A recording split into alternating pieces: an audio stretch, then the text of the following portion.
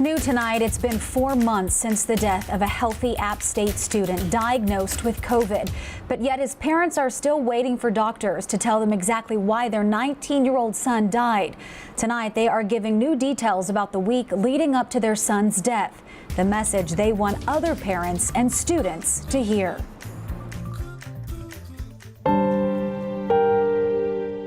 He was the kid that called his mother every day, Sometimes, several times a day.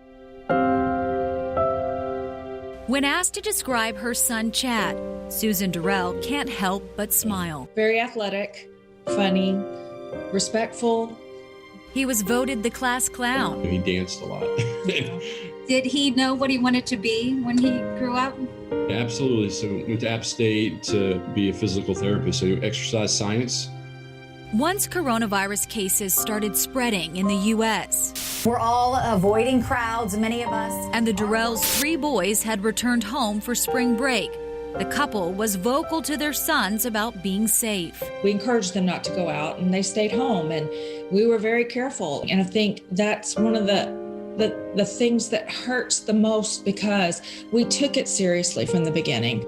Come September, their world would forever change. Chad had called his mother complaining of congestion and a headache. They thought maybe it was allergies, but the doctor tested him for COVID and it was positive.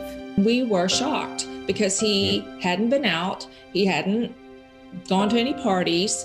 Chad stayed with his parents and quarantined upstairs, going back to school 2 weeks later on September 21st. But the next day on the phone with Chad, Susan knew something was off. Her son was forgetting things. You could tell that there was something wrong. He was very confused and repeated himself multiple times, the same thing over and over. And I hopped in the car right then and we raced up the mountain and went and got him and brought him home. They planned on taking their son to the doctor the next day.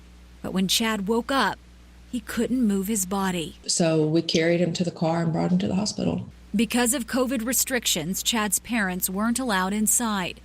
36 hours later, Chad was put on a ventilator. What is going through your mind as a parent that, like, this is all happening so fast? It was like we couldn't even take a breath and say, wait a minute, I don't understand. What is happening here? The family was finally able to see Chad before he died, the 19-year-old passing away on September 28th. The Dorrills say there's a hole in their lives where their son, Chad, should still be. The first time we went out to get something to eat, we said a table for 5. Yeah, and it was just like, oh my gosh. You know, it's every minute. They've now started a scholarship fund in honor of their son. 2 scholarships for the next 10 years in honor of Chad's jersey number 10. None of us take our family for granted anymore, but we miss him so much. He was just such a beloved friend and brother and son, and I just want to do right by him.